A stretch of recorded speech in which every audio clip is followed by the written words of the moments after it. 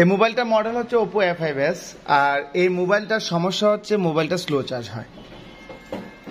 এটা আমাদের এক স্টুডেন্টের মোবাইল। নাম কি আপনার? মোহাম্মদ শাহাদাত হোসেন। কোন জেলা থেকে আসছে? নরসিংদী থেকে।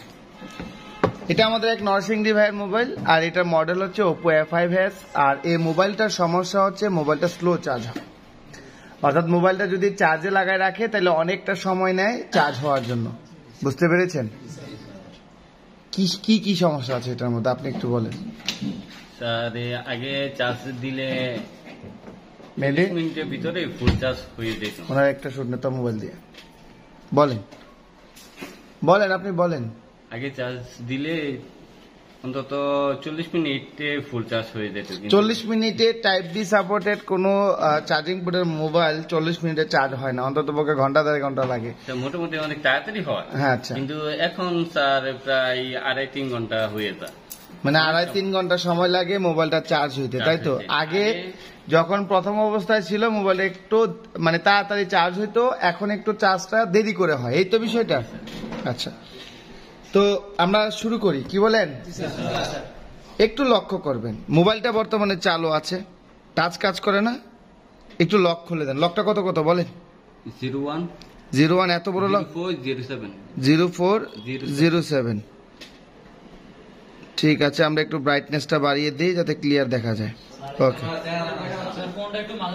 স্যার, আমরা দেখাচ্ছি, এবার দেখা যায়। আচ্ছা আচ্ছা, আমরা একটু ইয়ে করলে বুঝতে পারবেন। আমরা ক্যামেরাতে চলে যাব এখনই, ঠিক আছে? এখানে একটু খেয়াল করেন, আমরা যখন মোবাইলটা চার্জে লাগাই অ্যাম্পিয়ারটা একটু খেয়াল করবেন।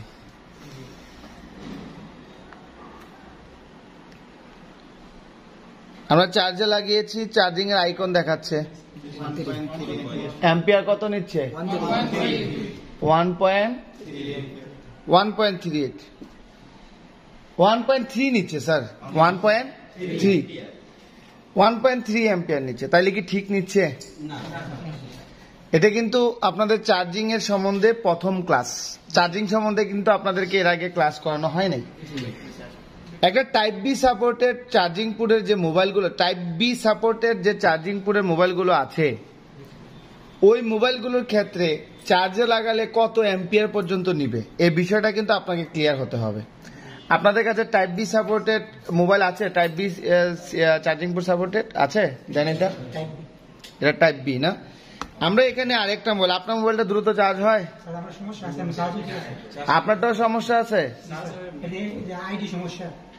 কিসের আইডি সমস্যা? মানে আপনারটা চালু করে চার্জ দিলে দেখায় না, বন্ধ করে দিলে চার্জ দেখায়। ওই তো আরেক রুগী। কি বলেন? আচ্ছা, এই রুগী পরে। এখন একটা ভালো মোবাইল দেন, আমরা যেটা ধরছি এটা আগে শেষ করব। সবারই কি টাইপ সি?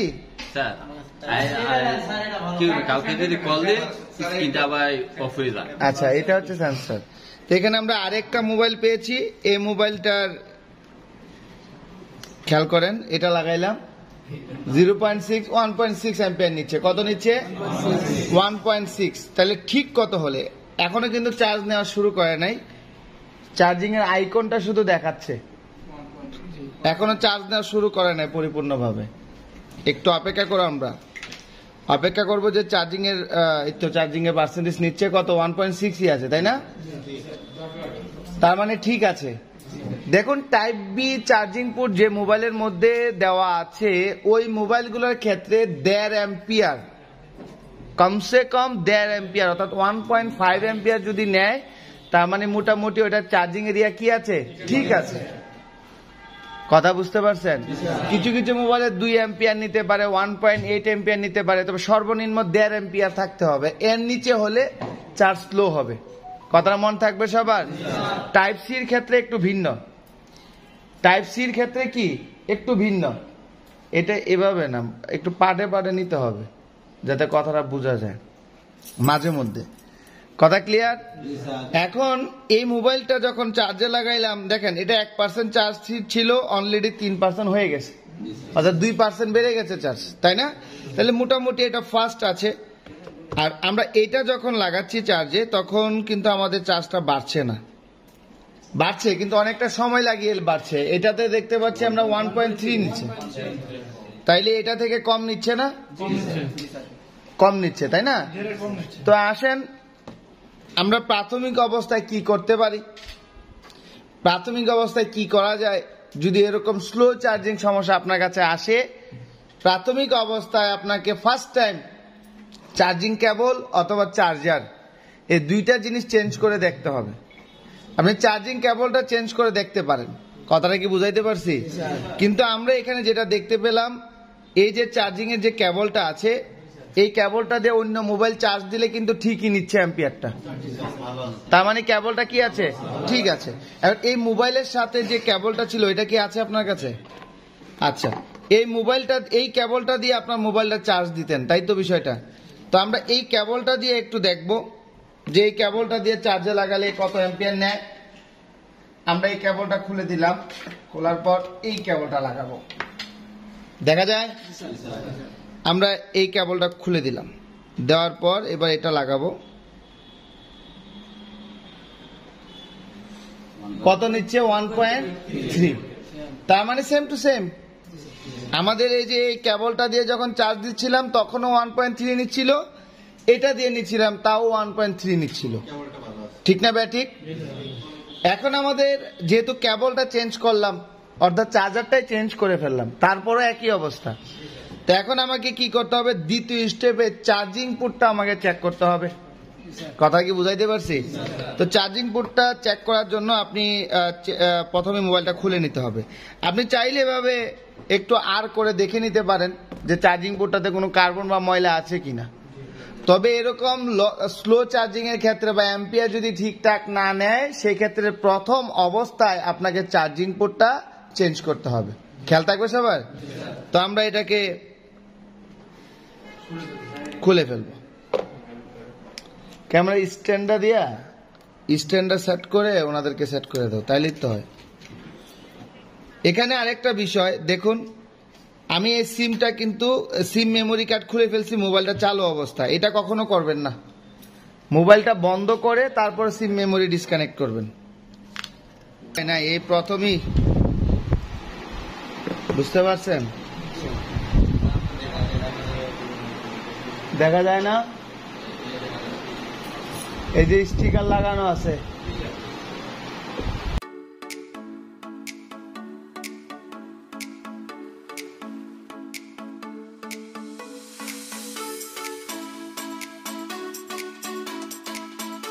করেন। চার্জিং বোর্ডের অবস্থা দেখছেন? ক্লিয়ার দেখা যায়নিও, একদম যা তা অবস্থা হয়ে আছে চার্জিং বোর্ডে। এই সমস্যাটা কি কি কারণে হতে পারে? এই যে চার্জিং পোর্টটা যে এরকম হয়েছে, এটা অনেকদিন যাবৎ ব্যবহার করার কারণে, দ্বিতীয়ত বাচ্চা মুখে নিলে, বাচ্চা প্রস্রাব করে দিলে, পকেটের মধ্যে যদি বাদামের সুগা, বিড়ির সুগা, বিভিন্ন রকম ময়লা যদি থাকে, সেক্ষেত্রে চার্জিং পোর্টের মধ্যে যায় এসে এই চার্জিং পোর্টগুলো ড্যামেজ হয়ে যায়, ঠিক না ভাই? ঠিক। আমরা যখন চার্জে লাগাই মোবাইল, চার্জিং পোর্ট দেখা চার্জে লাগাই, ডাইরেক্ট চার্জে লাগাই দিই। একটা ময়লা ঢুকলো, একটা বিড়ির সুগাই ঢুকলো, একটা বাদামের সুগা ঢুকলো, চুলকা ঢুকলো, বা পকেটে থেকে ধুলাবালি ঢুকলো, ঢোকার পর আমরা তো আর চেক করে দেই না, আমরা কি করি? ডাইরেক্ট চার্জে লাগাই দেই। যে ময়লাটা ছিল সামনে, এটা চলে যায় ভিতরে, গিয়ে দেখা যায় যে আমাদের ইউএসবি লাইনে যে positive negative data plus data minus যে লাইনগুলো আছে, ওই লাইনগুলো শর্ট হয়ে যায়, আর তখনই আমাদের মোবাইলে এরকম চার্জিং প্রবলেম দেখায়। তো প্রথম অবস্থায় আমরা কি করব? এই চার্জিং পোর্টটাকে চেঞ্জ করব, করে দেখব যে আসলে আমাদের এই মোবাইলের যে প্রবলেমটা আছে, এই প্রবলেমটা সমাধান হয় কিনা, ঠিক আছে? এটা আমরা কয়েকভাবে চেঞ্জ করতে পারি। এক নাম্বার, আমরা কি করতে পারি? প্রথমত পুরো র্যাবনটা খুলে নিতে পারি, আবার চাইলে পুরো র্যাবনটা না খুইলা ব্যাটারিটার উপরে কোনো কিছু দিয়ে তারপর আমরা করলেও পারি, বুঝতে পারছেন? তাহলে আমার ব্যাটারিটাও রিমুভ করতে হবে না। কথাটা মনে হয় বুঝেন নাই কেউ। তো আমি এক কাজ করতে পারি,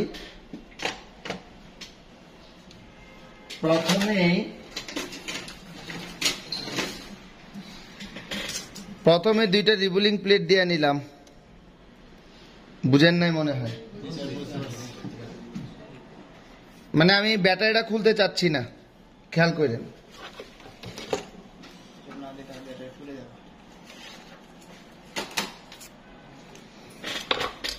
এরপরে একটা হিট ট্যাপ দিয়ে নিলাম,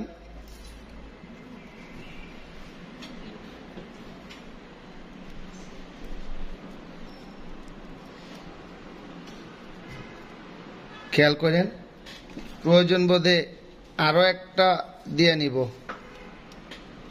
তাতালা লাইনটা দেন।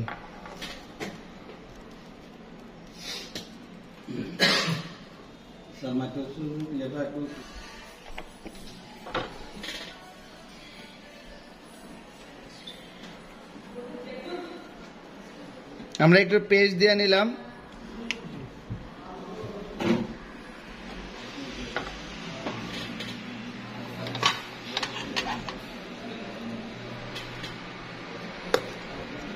আমাকে একজন হেল্প করতে হবে।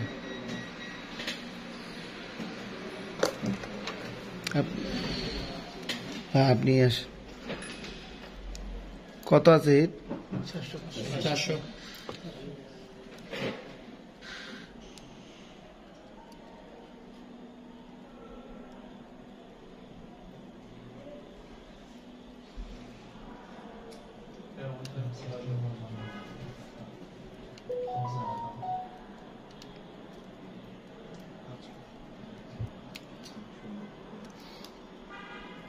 ওকে, আমরা তো সচরাচর ভুট থেকে চার্জিং পুট সবাই পাল্টাই ফেলি, একটা র্যাবন থেকে কিভাবে পাল্টাইতে হয় সেটাও তো জানা দরকার আছে না নাই?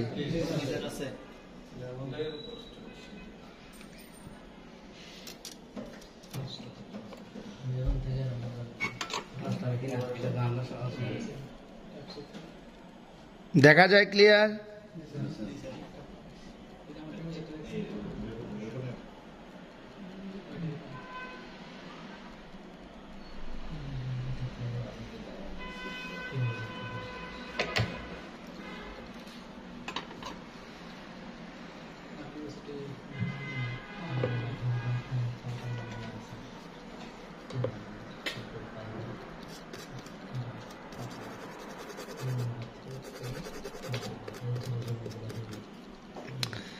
আপনার যদি কাজ করতে এভাবে যদি র্যাবন থেকে উঠাইতে যায় যদি একটু রিস্ক মনে হয় বা ভয় লাগে বা আপনাকে হেল্প করার জন্য আপনার হেল্পার যদি না থাকে, সেক্ষেত্রে আপনি চাইলে একটু সতর্কতার সাথে ব্যাটারিটা খুলে তারপর আপনি র্যাবনটা মোবাইল থেকে খুইলা তারপরে কাজটা করতে পারেন।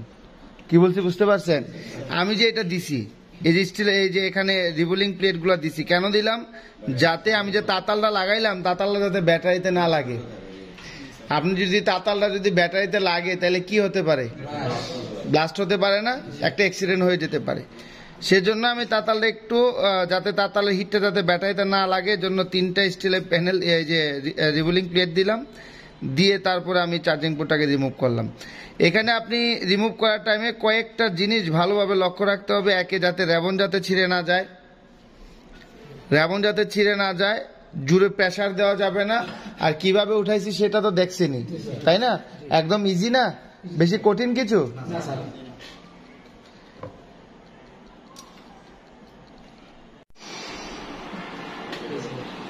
চলেন আমরা নিউ চার্জিং পোর্ট নিয়ে আসলাম। এবার এই চার্জিং পোর্টটাকে আমরা লাগাবো। লাগানোর আগে আমরা কিছু কাজ করে নিতে হবে। কি কি করতে হবে দেখা যায় ক্লিয়ার? প্রথমে এটার মধ্যে আপনি রাং ধরাই নিতে হবে, রাং, ঠিক আছে? দেখেন এই একটা রাঙের মধ্যেও কিন্তু 2 নাম্বারই আছে। যারা অলরেডি কাজ করেন পুরাতন, তারা এগুলো ভালো করে জানেন। এই একটা রাঙের মধ্যেও বাংলাদেশে 2 নাম্বারই করে। সো আপনাকে চিনে নিতে হবে অরিজিনালটা।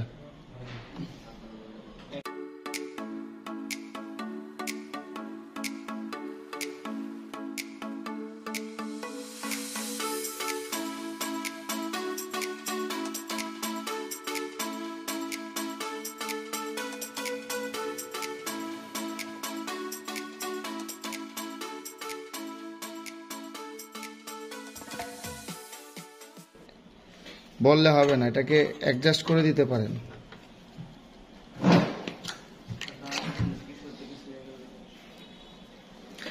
আপনি একটু পেস্ট দিয়ে নিতে পারেন, বেশিও না কমও না, অল্প করে পেস্ট দিয়ে নেন। দেওয়ার পরে তারপরে আবার একটু রিসোল্ডারিং করে দেন। দেখা যায় ক্লিয়ার?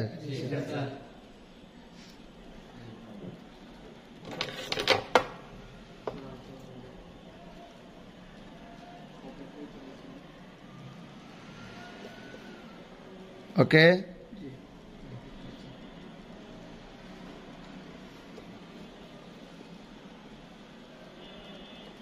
ঠিক আছে, হলো তো লাগানো।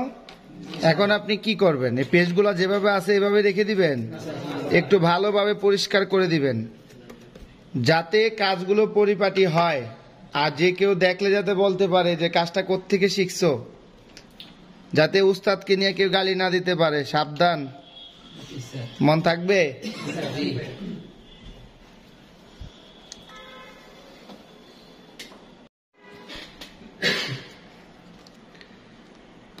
এবার আসেন,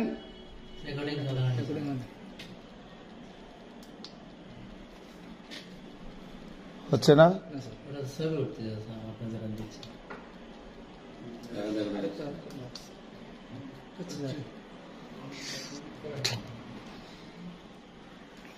এবার আসেন, মোবাইলটা চার্জে লাগাবো। ওনার যে অরিজিনাল চার্জিং এর যে লজিকটা আছে, কেবলটা আছে, ওইটা দিয়ে আমরা চার্জে লাগাবো। ঠিক আছে? মোবাইল বন্ধ আছে, তবে এই চার্জারটাকে চেঞ্জ করে ফেললে ভালো হবে।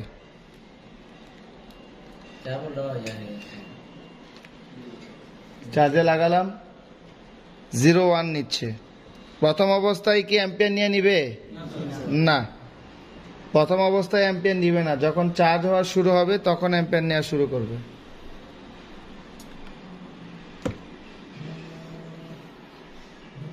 ও সরি, আমরা তো ব্যাটারি কানেকশন করি নাই, ব্যাটারিটাকে কানেকশন করে নিতে হবে। ব্যাটারি কানেকশন যতক্ষণ না করবেন ততক্ষণ পর্যন্ত কোনো অ্যাম্পিয়ার নিবে না। কত নিচ্ছে? প্রথমে 0.6 নিল, 1 অ্যাম্পিয়ার নিয়েছে। চার্জ নেওয়া শুরু করার পরই টোটাল যে অ্যাম্পিয়ারটা নেওয়ার কথা ওইটা নিবে 1.3। একটু অপেক্ষা করব, 1.3 নিচ্ছে। এখন কত? 6 বেড়েছে। আগে কত ছিল? এখন কত নিচ্ছে? এখন কি অ্যাম্পিয়ার বাড়ছে? তার মানে এর আগে অ্যাম্পিয়ারটা কেন নিচ্ছিল না? আমি কি কথাটা বুঝাইতে পারছি? এখন আবার 1.3 আবার 1.6 চলে আসছে। ঠিক আছে, আমরা এখন কেবলটা চেঞ্জ করে দিব, কেবলটা চেঞ্জ করে দিব। ঠিক আছে, মোবাইলটা চালু হোক, কেবলটা চেঞ্জ করেন আপনারা। কেবলটা চেঞ্জ করে দেন।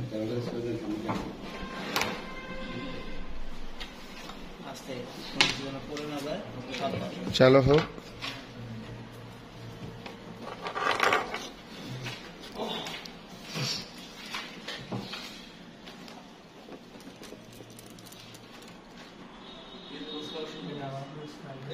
এখন একটু লুজ পাচ্ছে।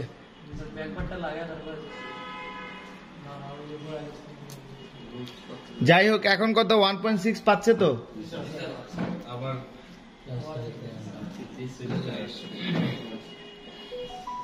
হয়ে যাক।